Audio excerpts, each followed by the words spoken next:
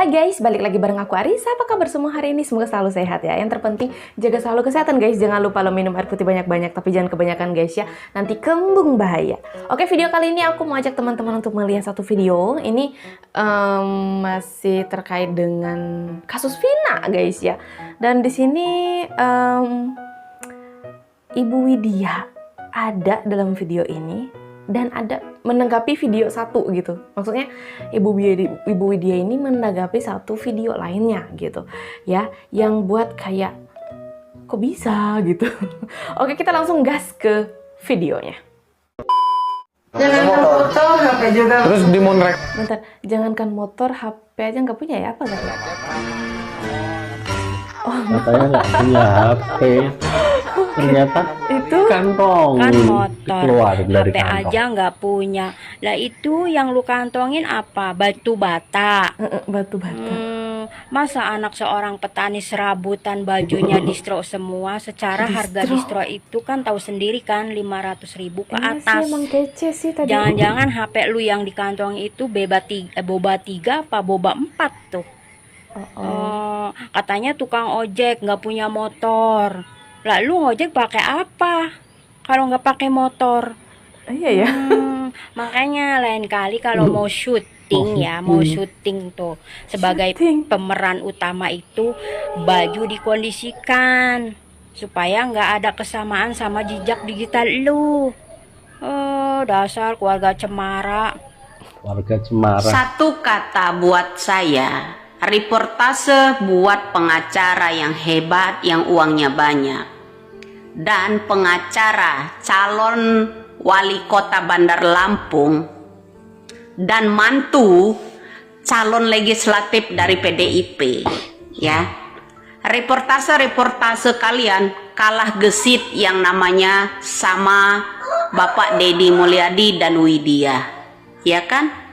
Masa uang miliaran banyak bertumpuk gitu kalah gesit dengan Bang Deddy Mulyadi, kalah gesit dengan Widya yang memberikan info, ya kan? Masa seorang calon wali kota Bandar Lampung yang namanya Putri Paslon Pansos itu ya kalah gesit yang namanya urusan Vina ini, kasus Vina ini kalah gesit dengan Pak Deddy Mulyadi. Saya acungin 4 jempol buat Pak Deddy ya, itu saya. Karena apa?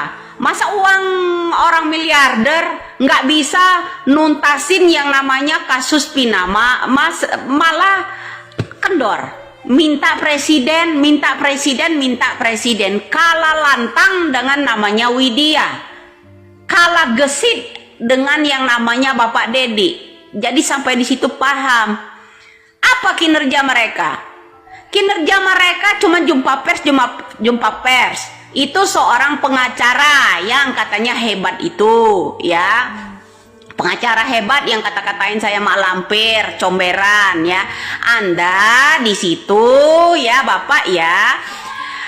Tugasnya apa? Cuman jumpa pers, cuman mengambil data laporan dari timnya toh kan.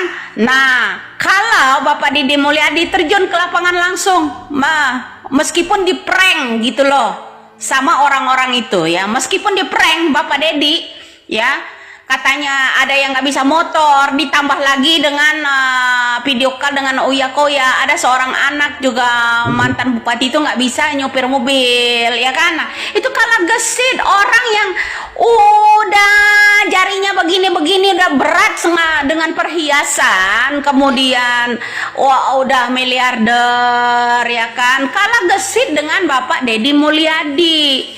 Kemudian yang namanya pengacara calon paslon ya, pansos calon wali kota Bandar Lampung yang namanya Putri yang sibuk cari Widya itu ya, kalah lantang dengan Widya, ya kan? Kasus ini, kasus Cirebon, katanya dia pengacara ngurusinnya dari 2016 sampai sekarang. Nggak ada menemukan titik terang. Sudah, kalau titik terang saya kan satu toh, periksa orang tua Iki itu saja beserta jajarannya. Oke? Itu saya. Oke. Nah, kalian mana pendapatnya? Ada nggak mengarah ke arah jenderal-jenderal di situ? Nggak ada. Sejauh ini Putri ada nggak mengangkat yang kasus-kasusnya Vina Cirebon ini? Kasus-kasusnya ini mengarah ke orang tuanya Eki. Ada nggak? Nggak ada. Cuman siapa yang ngangkat? Ini tok. Kemudian yang panas siapa? Putri. Yang panas siapa? Ya satu lagi pengacara yang katanya hebat. Kehebatan Anda kalah gesit dengan Bapak Deddy Mulyadi. Jujur aja gua, orangnya jujur loh. Terbuka banget saya orangnya ya. Saya tuh lebih jujur aja. Kalah gesit mencari fakta itu, menelusuri kasus-kasus ini, baik itu pelaku, baik itu saksi, semuanya kalah gesit dengan Bapak Deddy Mulyadi. Ini orang ya, Bapak Deddy Mulyadi inilah yang patut dijadikan pemimpin buat saya. Ya, buat saya cocok, buat saya yang begini. Kalau calon pemimpin cari cuannya, mengharapkan gift siaran langsung, di komen pada saat dia siaran langsung, marah, ngamuk, ngapain masuk room saya. Kalau nggak mau masuk room di TikTok, lo ngapain main TikTok, media TikTok? Seorang katanya pengacara hebat, dia kan udah gaji lo kan udah gede pengacara, ya tak? Kurang, ya kan? Loh, seharusnya Anda tahu media sosial ini untuk apa, ya kan? Nah, jadi seorang pengacara katanya calon pemimpin kok main TikTok, ya kan? Calon pemimpin cari keributannya di TikTok itu. Ketika kita mengangkat kasus ini, dia yang panas bilang menghalangi. Anda itu aja menghalangi. Itu Bapak Deddy Mulyadi nggak ada yang terhalangi. Tetap jalan. Anda jalan kemana? Masa cari jalan ke rumah Widya? Cari tuh jalan fakta yang sebenarnya seperti Bapak Deddy Mulyadi. Tuh cari, walaupun hasilnya di prank. Nggak bisa motor, ternyata motornya gede. Nggak bisa mobil. Posenya di atas mobil semua. Ya kan? Suatu saat netizen ini pinter loh. Ya kalau ngaku-ngaku nggak bisa nyetir mobil katanya, itu ya nanti suatu saat ketahuan juga video-video yang pada saat dia lagi nyetir mobil. Itu aja. Apalagi? Ya artinya ini ada unsur untuk menghalangi pemeriksaan buat saya. Tapi saya hanya salut aja. Pengacara yang banyak duitnya ya tidak bisa mengusut tuntas ya, cuman jumpa pers, diundang sana diundang sini, itu aja kerjanya. Cuman ambil kertas baca tanda tangan, jumpa pers, cuman ambil kertas baca jumpa pers. Aku juga bisa lakukan itu, jumpa pers, aku bisa juga lakukan itu. Mana kinerjanya? Jalan enggak ke sana, cari fakta seperti Bapak Deddy Mulyadi, enggak ada. Baik itu orang yang siaran langsung terus itu ya, semakin saya sentil itu semakin panas dia, ya kan? Masa calon pemimpin sebagai wali kota sibuk ngurusin TikTok, ngurusin gift. Calon pemimpin apa itu? Kamu tuh kerja kalau benar urusin Vina itu, cari fakta ke lapangan situ, buktikan. Ya jangan hanya jumpa pers. Ya anak TK juga bisa jumpa pers melulu itu.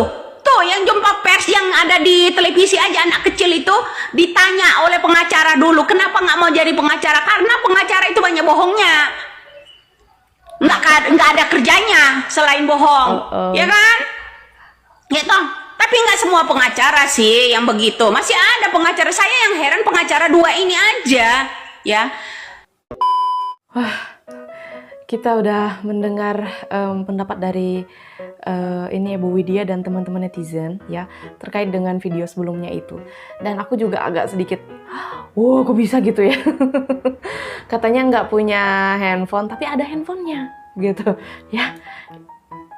Wow, terus dari penampilannya juga oke banget ya, nggak yang menunjukkan, bener sih kata kakaknya, nggak menunjukkan yang bawa seorang anak petani serabutan gitu. Tapi yang nggak tahu lah, mungkin dia bekerja sendiri gitu ya. Kita positive thinking aja ya, bekerja sendiri, membeli barang-barangnya sendiri gitu guys ya. Dan sorry tadi nggak full video dari Ibu Widya ya. Kalau teman-teman mau lihat full videonya langsung ke Rafa Edah TV aja, dan jangan lupa subscribe juga channelnya ya. Oke, kalau menurut kalian gimana, coba ketik di kolom komentar. Aku juga ucapin terima kasih banyak buat teman-teman yang sudah setia bersama Arissa Sebastia, selalu ngikutin aku. Kayaknya sekian dulu video dari aku, sampai jumpa di video selanjutnya guys, bye.